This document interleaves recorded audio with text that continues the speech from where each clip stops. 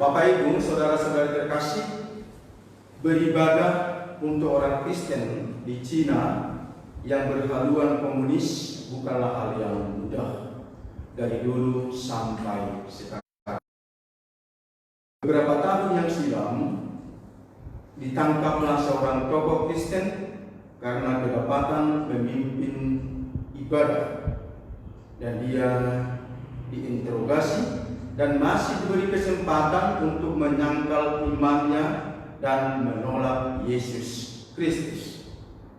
Dengan tegas, tokoh Kristen ini mengatakan, tak mungkin saya menolak Yesus Kristus, tak mungkin saya menyangkal imanku, karena cintaku sudah sangat melekat. Kepala penjara pada saat itu memutuskan dimasukkan ke suatu penjara yang sangat ketat dan tidak boleh dikunjungi oleh siapapun. Apa yang terjadi, saudara-saudara terkasih? Setiap hari seekor kucing selalu masuk dari saluran air ke sel bapak ini dan membawa roti dalam mulutnya. Dan ketika dia sampai di sel bapak ini atau tokoh umat ini, dia meletakkannya.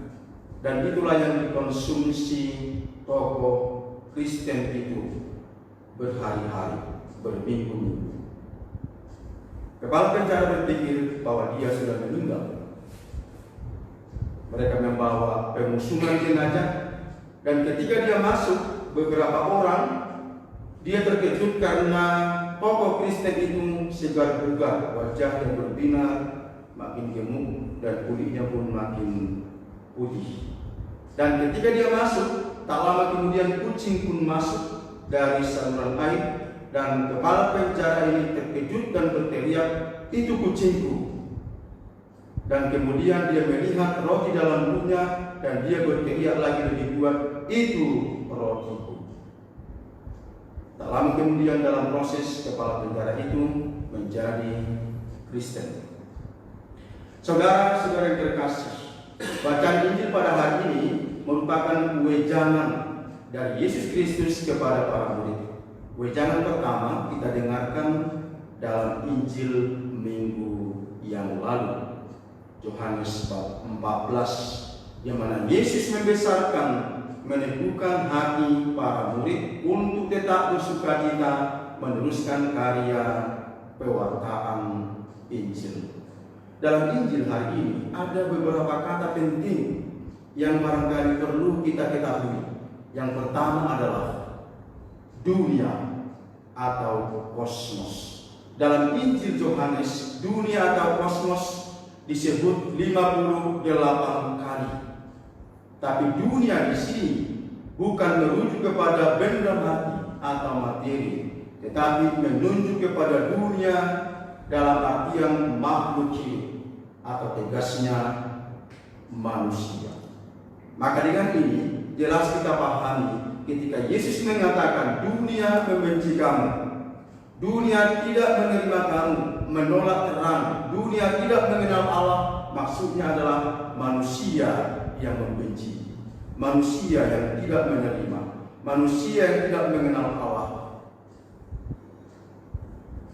Kata yang kedua yakni kasih. Muatan terdalam dalam kata kasih dalam konteks relasi antara para murid dengan Yesus dalam Injil Yohanes pertama adalah mengakui kebesaran dan keagungan Tuhan. Dan yang kedua, ketaatan untuk melaksanakan perintahnya. Maka ketika Yesus bertanya sampai 3 kali kepada Petrus, "Apakah engkau mengasihiku lebih dari mereka ini?" Ketika Petrus mengatakan, "Ya Tuhan, aku mengasihi engkau." Dan kemudian Yesus berkata, "Gembalakanlah domba-dombaku." Ini adalah perintah dan perutusan dalam Yohanes 21:15-23. Kata penting yang ketiga yakni penolong yang lain. Dalam ayat 16 Yesus berkata, "Aku akan minta kepada Bapa, dan Dia akan memberikan kepadamu seorang penolong yang lain supaya Dia menyertai kamu selama-lamanya. Kalau begitu, ada penolong yang pertama, yakni Yesus Kristus. Dalam bahasa Yunani, dalam konteks Injil Yohanes, penolong disebut Parakletos, yakni Dia yang selalu siap dipanggil untuk datang membantu, menghibur, membimbing, menguatkan, dan menyertai para murid untuk melanjutkan tugas perutusan. Roh Kudus adalah roh kebenaran karena menuntun yang percaya kepada kebenaran.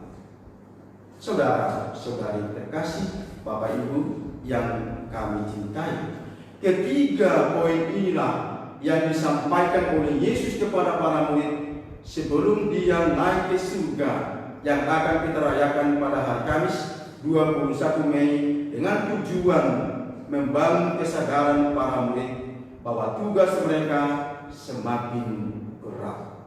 Tantangan mereka tidaklah ringan. Semakin banyak orang akan menolak pewartaan mereka. Tetapi Yesus menguatkan mereka bahwa Roh Kudus akan menyertai, meneguhkan mereka.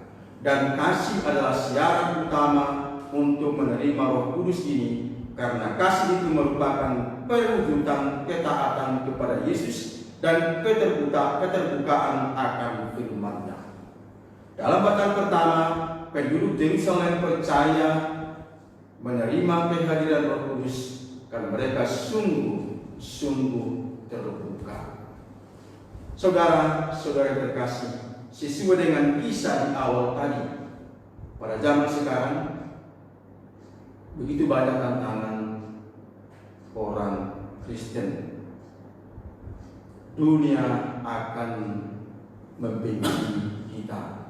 Saya pinjam ungkapan dari Injil Yohanes. Dalam debat di medsos kerap dipaparkan di sana, banyak orang yang membenci Kristen karena mereka adalah pengikut Kristus. Sampai sekarang pun tantangan itu akan tetap menyertai kita. Paus Yohanes Paulus II mengatakan ada beberapa tantangan yang dialami oleh orang Kristen dari dulu sampai sekarang, dan tantangan itu akan tetap ada selama kekristenan eksis dalam dunia ini. Yang pertama, kata Paus Yohanes Paulus II, yakni begitu banyak orang Kristen tidak memahami ajaran kekristenan, tidak menghayati ajaran kekristenan. Maka dengan demikian mereka bukan merasa bagian dari kekristenan.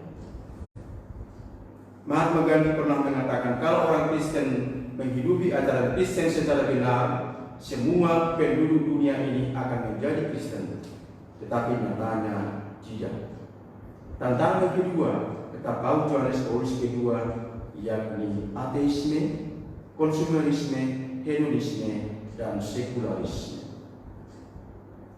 Ketika almarhum Monsinyur Martin Situmorang dalam momen ad limina ke Roma diwawancarai oleh Emil McCarthy dari Radio Vatikan, dia sangat terkejut karena Paus Benediktus ke-16 mengatakan bahwa tantangan Gereja Katolik di negara Indonesia adalah radikalisme dan fundamentalisme. Tetapi saudara-saudara yang terkasih, Paus Fransiskus mengatakan tantangan itu tidak akan bisa kita tolak, tetapi ada dua kekuatan kita untuk menghadapi setiap tantangan yang mencoba merongrong kita, yakni saling mengasihi satu sama lain dan terbuka akan tuntunan Roh Kudus. Semoga Tuhan memberkati. Amin.